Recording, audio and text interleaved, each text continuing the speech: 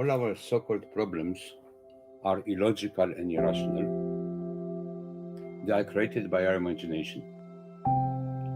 In order for us to help a person, we need to use the imagination. So I'm going to talk with you today about what is called symbolic constellation. Sometimes I find psychodrama and constellation too logical and too cognitive. There is no element of surprise.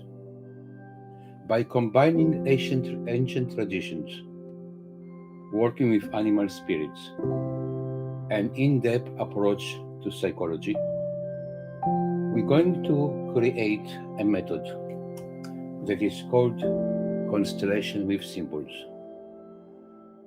We're going to ask the participants to choose different symbols or different animals that will symbolize something in their life, put them in different places according to where they stand and where they are in life,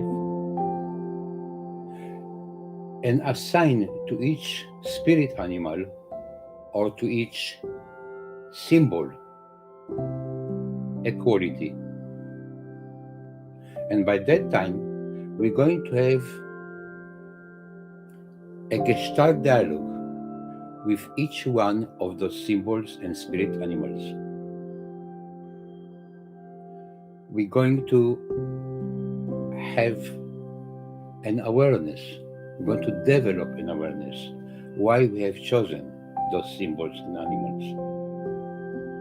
And the question is, have we really chosen symbols and spirit animals? Or maybe those spirit animals and symbols have chosen us. By having dialogues with those symbols and spirit animals, we're going to understand deeper the meaning of our life and our inner self. But our inner self is a result of where we came from. It's a result of our prenatal life, because let's remember one thing, that life does not begin at birth. Life begins at conception. And we are already influenced, our unconscious mind is influenced from the moment of conception, when we are in the womb of our mother. We already are aware of the internal and external environment. And when we are born, once again we are influenced by our parents, family, environment, and society. By looking at those spirit animals and those symbols, we're going to have an understanding how those parts are being represented by other significant people in our life, past or present. By being able to access those external influences on our personality, at that moment, we'll be able to actually have a deeper awareness of our real, true, authentic self. Because when we're trying to be the opposite of, we're actually not the opposite of something, we're actually becoming the same as something. The opposite of and the same as, it's still not authentic. It's the question how we actually able to clear the external influences and start to listen to our own voice, to listen to our own inner voices, to start to connect with our real self.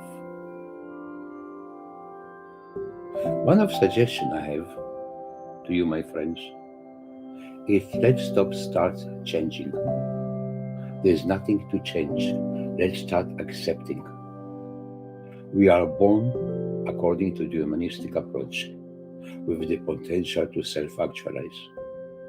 Sometimes there are cases when this potential is being distracted by society, family, and education.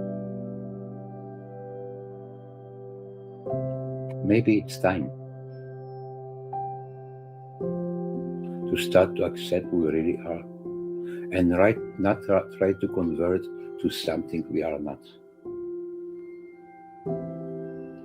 Only then we can start live the life that we are really are. Have we ever asked ourselves the question, who am I?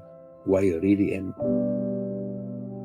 So I'm inviting you to try this new approach that is bypassing the cognitive critical mind and looking into ourselves, into our own beings, listening to our own voices, and through that start to make the real decisions in our life, decisions that are actually fed only by our inner selves.